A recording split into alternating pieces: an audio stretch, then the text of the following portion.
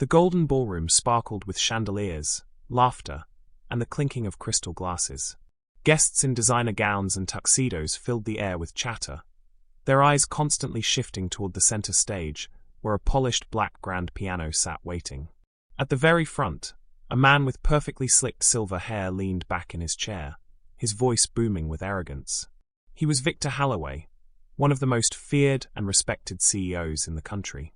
Known for his ruthless business deals and heartless decisions, he thrived on power and intimidation. Tonight, he was in his element. He smirked, swirling a glass of expensive wine as he leaned toward his table of fellow elites. "See that little girl?" he said, pointing with his chin toward the corner of the room. All eyes turned to where a thin, nervous black girl of maybe 12 stood clutching her hands together. Her faded dress looked out of place among the glittering gowns, her shoes scuffed, her hair neatly tied, but clearly without the luxury the other children in the room carried. "She claims she can play the piano," Victor chuckled, his tone dripping with mockery. "Tell you what, if she plays, I'll adopt her." "Huh, imagine me, adopting some street rat." The table erupted in laughter. Cameras flashed. A few guests shook their heads at his cruelty, but most joined in because defying Victor Halloway wasn't something people did if they valued their reputation or their careers. The girl swallowed hard, her eyes darting toward the piano. She had been invited here only by accident, or maybe fate. The school she attended on scholarship had been chosen to showcase young talent for this gala, but somehow, through a mix-up, she ended up in front of the wealthiest people in the city. She hadn't expected to be noticed. She hadn't expected to be mocked. And she certainly hadn't expected the weight of such a challenge to be placed on her fragile shoulders. Victor leaned back, laughing again. "Come now, girl. Prove us wrong. Let's see if you can manage a single note." His voice carried across the ballroom, silencing side conversations. All eyes were now on her. The pressure was suffocating. The girl, Amara, took a deep breath.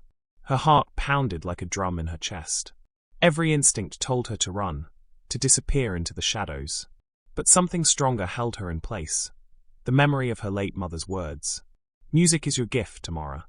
Someday, it will open doors you never dreamed of." Her small frame trembled as she stepped forward, each footstep echoing louder than the last. The grand piano towered over her, gleaming under the lights like a beast daring her to tame it. She reached the bench, her fingers hovering above the keys. The entire room leaned forward in anticipation. Some smirked, already convinced she would fail. Others were curious. But Victor? He sat back, smug, as if he had already won. Amara placed her fingers on the keys. A single note rang out, soft, shaky. Snickers rippled through the crowd. Victor raised an eyebrow. "Well, that's hardly music, is it?" he sneered. Amara's cheeks burned, but she closed her eyes, inhaled deeply, and remembered the lullabies her mother used to hum while working night shifts. She let that memory guide her hands. Another note. Then another. The room quieted slightly. Her fingers began to move faster, more confidently. A melody formed.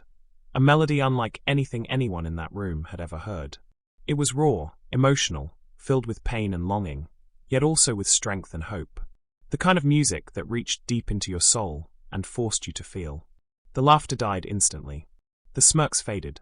One by one, the guests leaned forward, entranced. Even Victor's smug grin faltered slightly as his eyes narrowed. This wasn't a simple tune. This wasn't a child plunking away at random notes. This was art. Pure, unfiltered emotion pouring out of a child's fingertips. And then it happened. As Amara played, tears began streaming down her cheeks, but her hands never wavered. The song grew louder, more powerful, the sound bouncing off the walls of the ballroom and shattering the invisible barriers between rich and poor, powerful and powerless. People who had never cried in public found themselves blinking back tears. Couples clutched each other's hands. The entire atmosphere shifted, charged with something no one could explain. And Victor? For the first time in years, he was speechless. His arrogant posture straightened. His smirk was gone. His glass of wine trembled in his hand as he stared at the girl in disbelief. She finished with a final chord, her fingers pressing down with everything she had left, as if her entire soul had been poured into that moment. The last note hung in the air like a ghost, vibrating in the silence. The room was still. No applause. No whispers. Nothing but the sound of breathing. And then, Victor stood up, his chair screeching against the polished floor. His face was unreadable, a mix of anger, shock, and something else nobody could quite identify. He opened his mouth, and the crowd held its breath. Would he keep his word? Would he adopt her? Would he dismiss her as a trick? He leaned forward slightly, his eyes locked on the trembling girl. And then, who taught you to play like that? His voice was low, dangerous, filled with something more than mockery now. Amara froze. The entire ballroom froze. Because none of them knew the truth. None of them knew the secret behind Amara's music. None of them knew that the answer to his question would unravel a past Victor had spent years burying. But Amara? She knew. And she hesitated. Should she tell the truth now? Or keep it hidden until the time was right? The silence stretched, unbearable. Guests exchanged nervous glances. And then, Victor took a step forward, his voice colder this time. I asked you a question, girl. Who taught you? Amara's lips parted, her voice barely a whisper. My mother. And in that instant, Victor's glass shattered in his hand, red wine spilling like blood across the floor. His face went pale. Because deep down, he already knew.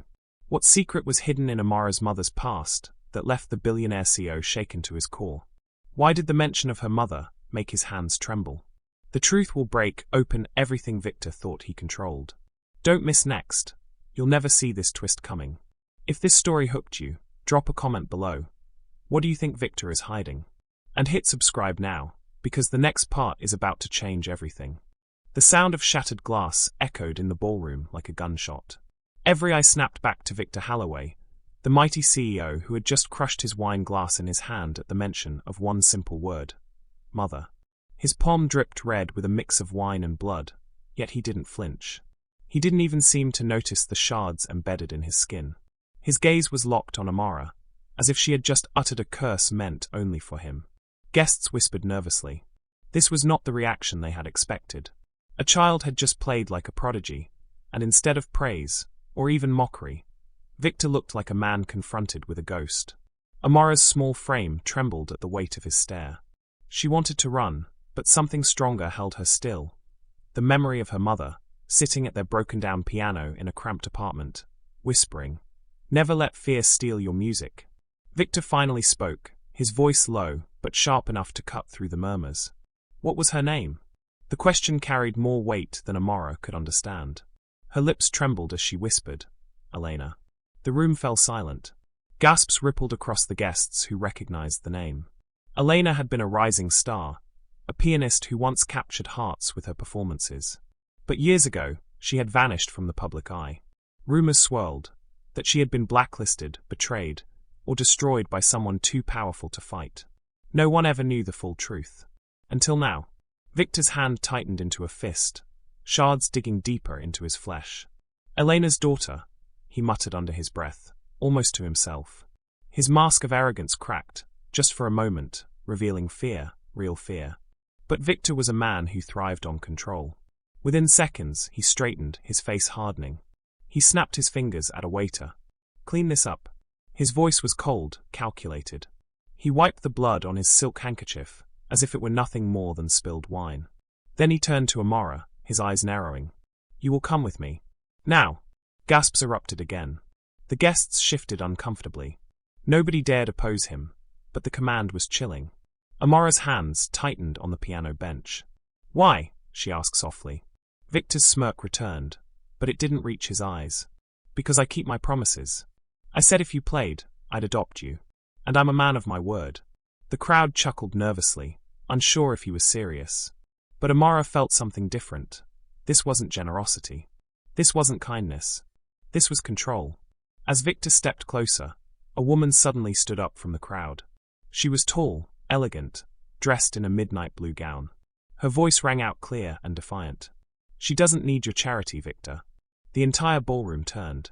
The woman's face was pale but fierce, her eyes burning with a fire that dared Victor to challenge her. Victor froze. His jaw clenched.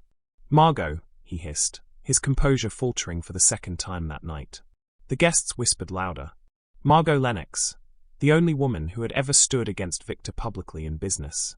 A philanthropist, known for rescuing orphans and fighting corporate corruption. And now, She stood between Victor and Amara like a shield. You've done enough damage to her family, Margot continued, her voice trembling with righteous anger.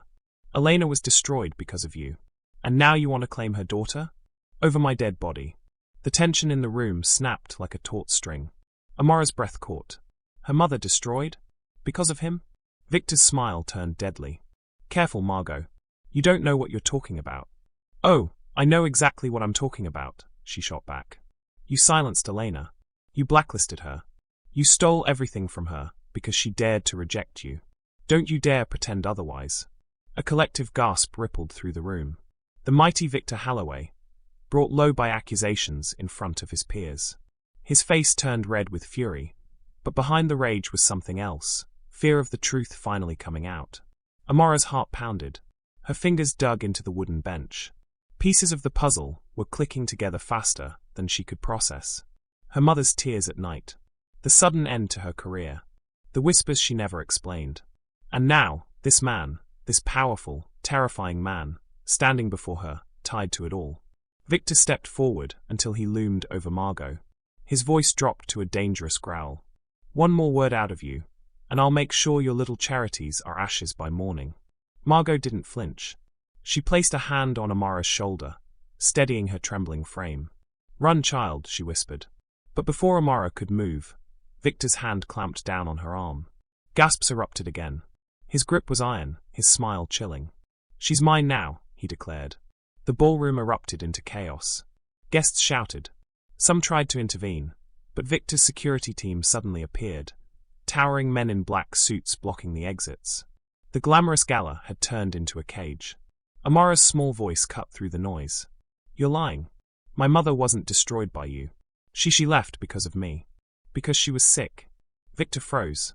For the third time that night, his mask cracked. His eyes widened, just for a moment, and in that flicker of vulnerability, Amara saw something terrifying, guilt.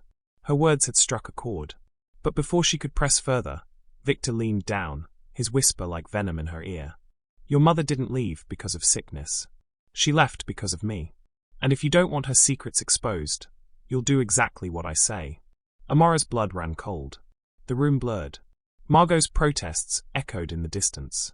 All she could feel was Victor's grip, the weight of his words, and the crushing realization that her life was no longer her own.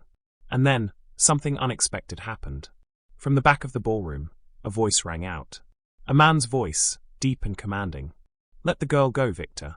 Every head turned. A figure stepped into the light. The crowd gasped. Victor's face went pale. Because the man who had spoken wasn't just anyone. He was someone Victor thought had been gone for good, buried with the past. Amara turned, her heart racing, as the stranger's eyes locked with hers. Eyes that looked hauntingly familiar. Who are you? She whispered. The man's lips curved into a grim smile. I'm the reason your mother lost everything. And tonight, I'm here to finish what Victor started. Who is this mysterious stranger tied to Amara's mother's downfall? Why does even Victor fear him? And what horrifying truth will Amara uncover about her family's past? Comment below. Do you think Margot can protect Amara, or is it already too late? Hit subscribe now, because next we'll reveal secrets that will shatter everything you thought you knew. The grand concert hall was still echoing with whispers after the girl's last haunting note faded into silence. The chandeliers shimmered above her like 1,000 judging eyes, and every breath in the audience hung heavy, as if no one dared disturb the spell she had cast. For a moment, the entire world felt paused, until the CEO, sitting stiff in the front row, slowly rose from his seat. His hands trembled at his sides, though whether it was anger, shock, or something deeper, even he couldn't tell. The girl, fragile and small against the towering piano, lowered her head as if bracing for rejection. Her hair fell like a curtain over her face, hiding the emotions trembling across it. She knew what came next. Ridicule, laughter, another door slammed in her face. It was always the same. And yet, tonight, something was different. The CEO's voice cut through the silence, sharp and echoing. Who taught you that? The crowd shifted, whispers growing restless again. Some smirked, expecting him to humiliate her. Others leaned forward, sensing something unusual in his tone. The girl swallowed hard, her lips barely moving as she whispered. No one. I learned by listening. A ripple ran through the audience. No one dared laugh this time. No one dared breathe. The CEO narrowed his eyes.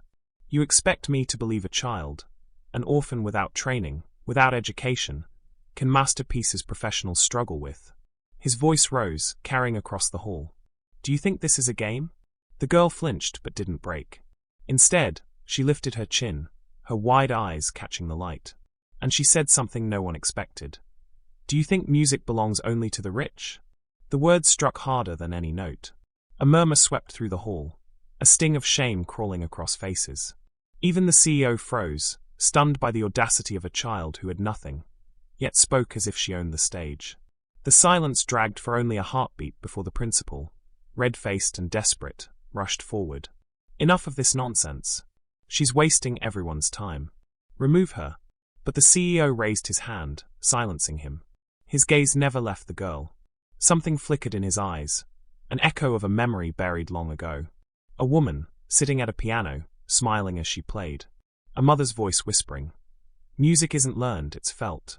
If you feel it, you'll never lose it. For the first time in years, his heart skipped. Play again, he commanded. The hall gasped. The girl blinked. What should I play? Anything, he said. His voice softened, just barely. Anything, from your heart. Her small hands hovered over the keys, trembling not with fear this time, but with possibility. Then she pressed down, and a new melody flowed. One not written in books, one not taught in schools, but one she had carried in her soul through every cold night, every hungry morning, every moment she felt forgotten by the world. It wasn't perfect. Notes wavered, but it was alive, raw, honest. And as it poured from her, the audience could feel it. People wiped their eyes without realizing. Strangers leaned closer, captured by a truth they hadn't expected. And the CEO, for the first time in decades, he wept. Quietly, a single tear ran down his cheek as the memory of his mother's hands guiding his tiny fingers across ivory keys returned to him. The music ended, but the silence after was deafening. Then came the thunder of applause. It shook the walls, a roar so powerful the girl nearly stumbled back in shock. For the first time in her life, she wasn't invisible. For the first time, she was seen. But just as hope bloomed in her chest, the principal lunged forward again. This is a scam, he shouted, his voice cracking under the weight of his fury. She's tricking us all. No orphan could possibly. Enough, the CEO boomed, his voice silencing the hall like a sudden storm. Do not speak again. The principal's face drained of color. He stumbled back, choking on his words.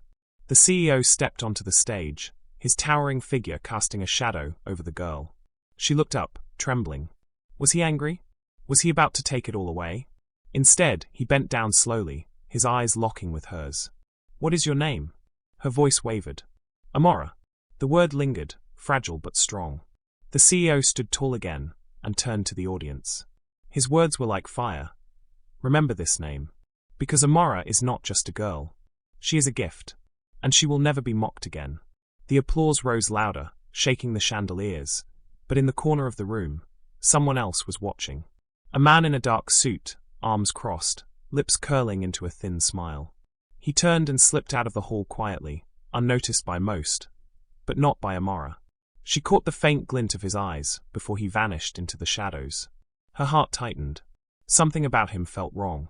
The CEO announced, from this day forward, Amora is under my protection. If she plays, the world will listen.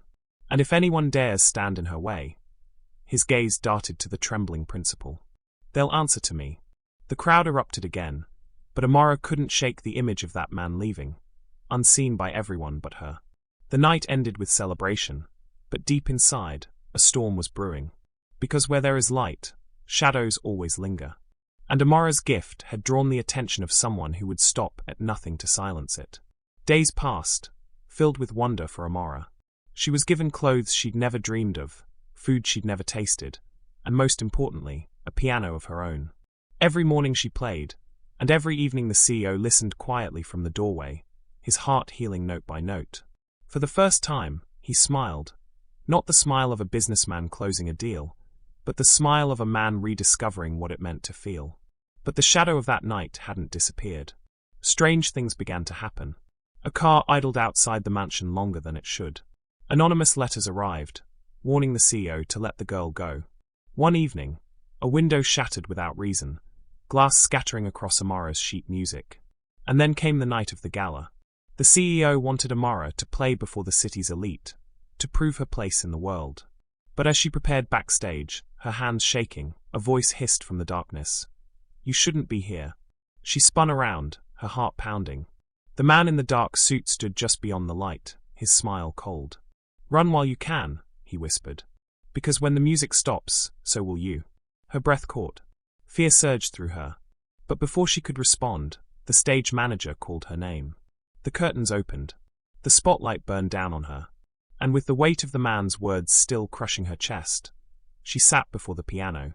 Her first note trembled, uncertain. But then, somewhere in the crowd, she saw the CEO's eyes. Steady, unbreakable, trusting her. Her fear burned into fire. She played, not just for herself, not just for him, but for every child who had ever been told they weren't enough. The music soared.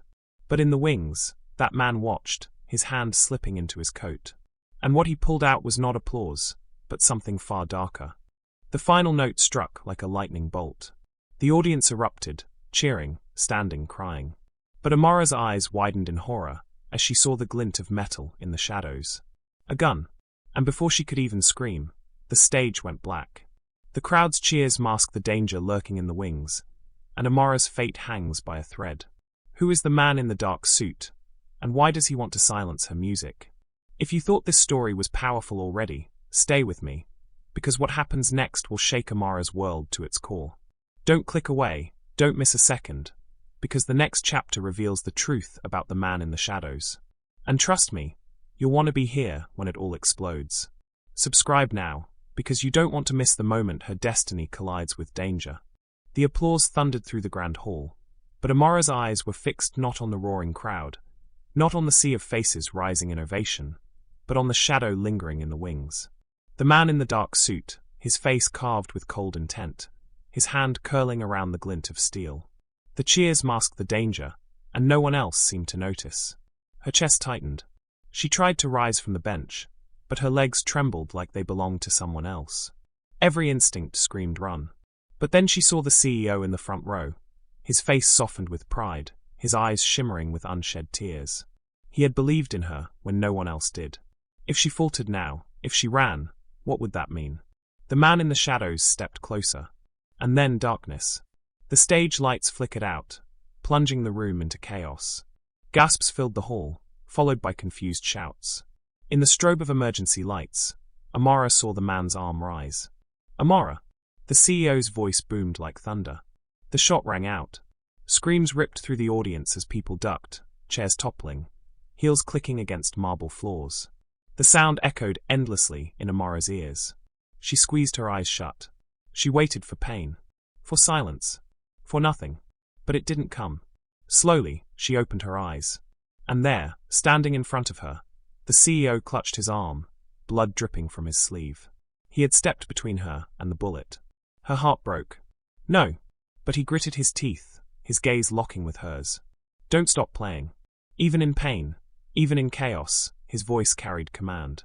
Security swarmed the stage, tackling the man in the shadows. The gun clattered to the ground, but his face twisted with rage as he shouted, "She doesn't belong here. She never will." They dragged him away, his voice fading into a guttural growl. The crowd's panic began to quiet, replaced by murmurs, questions, fear. And there sat Amara, frozen at the piano, her small hands trembling over the keys. She wanted to run to the CEO, to hold him, to cry, but his words rang in her mind. "Don't stop playing." Her tears blurred the keys, but she pressed down anyway. A note, fragile but true, rang out. Another followed, then another, and slowly, against the backdrop of sirens, whispers, and fear, a melody bloomed. The audience fell silent. No one moved. They couldn't. The girl played like her life depended on it, because in a way, it did. She played to drown out the gunman's hatred. She played to heal the wound of the man who had shielded her. She played to prove, once and for all, that she belonged. And as the music rose, something extraordinary happened. The people who had screamed and ducked moments ago began to rise to their feet. They stood, united not by fear, but by the unshakable power of her music. By the time the last note fell, the hall was filled with tears. Not of terror, but of awe. The CEO, pale from blood loss, smiled faintly. "You did it." She rushed to him, falling to her knees. "No, you did. You saved me." His hand, heavy but warm, rested on her shoulder. "No, Amara. You saved me." The paramedics pushed through, lifting him onto a stretcher. As they carried him away, his eyes never left hers. And she understood. This was no longer just about music. This was about family. About destiny. But the story didn't end that night. The next morning, headlines across the world screamed, "Orphan girl saves concert with music after CEO survives assassination attempt." The video of her playing through the chaos went viral, viewed by millions within hours. And suddenly, the girl who once had nothing became a symbol of everything pure the world had forgotten. Schools called, asking her to visit. Musicians begged to collaborate. But Amara only wanted one thing: to sit by the CEO's hospital bed and play until he healed. And she did. Every day. Her notes filled sterile walls with hope, her melodies stitching wounds no medicine could. Doctors whispered they'd never seen a patient recover so quickly. Weeks later, the CEO returned home. And waiting there was Amara, dressed not in rags but in a gown she never imagined owning. He knelt before her, not as a businessman, not as a billionaire, but as a man with tears in his eyes. "You asked me once if music belongs only to the rich," he said softly. "I know now, it belongs to the world. And you, Amara, you belong with me." Her lips trembled. "What do you mean?" "I mean," his voice cracked, but his eyes never wavered. "From this day forward, you are my daughter." Her heart stopped. For a moment, she couldn't breathe. She had dreamed of family, of love, of belonging, but dreams like that weren't meant for girls like her. And yet here it was real, solid, undeniable. She threw her arms around him, sobbing into his chest. And for the first time in both their lives, they weren't alone anymore. But as joy filled the air, Amara couldn't shake one haunting thought. The man in the shadows hadn't acted alone. His words, his rage, it felt like part of something bigger, something darker. And though he was gone, she knew deep down this wasn't the end of the storm. Still, as her new father held her tight, she made herself a promise. Whatever battles came, whatever shadows rose, she would face them with music in her heart. Because music, she now knew, was stronger than hate. Stronger than fear. Stronger than anything. And so, the orphan who once begged for scraps walked out of that hospital not as a victim, but as a legend. Because she hadn't just played the piano. She had rewritten destiny. And that, my friends, is why you never underestimate the power of someone with nothing but heart and determination. If Amara's story moved you, even just a little, hit that like button, subscribe, and most importantly, tell me in the comments, what would you have done if you were in her shoes? Your thoughts could inspire the next story, and trust me, you won't want to miss what's coming next.